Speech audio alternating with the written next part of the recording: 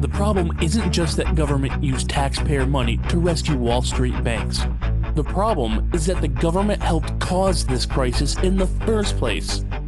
Let's back up.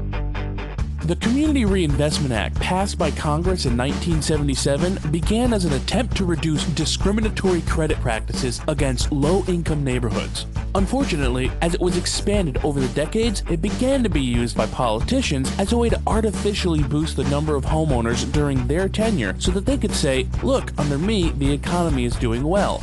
Now, at face value, this may not sound like a bad thing, but the way it worked was by forcing institutions into offering loans to individuals who previously did not qualify for those loans. Banks, according to the law, needed to ignore sound risk management techniques and offer credit to people who, according to statistics, were likely to default. It should be no surprise then that years later, these people did default. Now, this is important because if you're a bank and you're forced to take on risky loans, you develop an incentive to push those risky loans off of your books of business.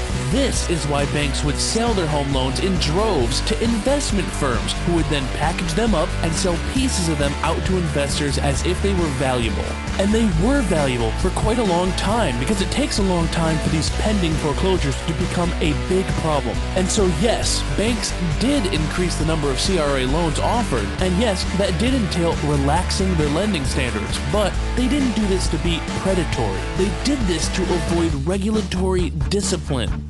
Now, while it's true that this legislation was originally passed by Carter, it didn't really become a problem until after it was significantly expanded in the 90s under Clinton. Now remember, because many of these applicants were from lower income households or happened to be minorities, the political consensus at the time was that we were helping people, that we were decreasing inequality. And while that intent surely is notable, it was this increase in financial regulation that pushed the banking industry away from safe practices, prompting the foreclosures we all witnessed in the following decade.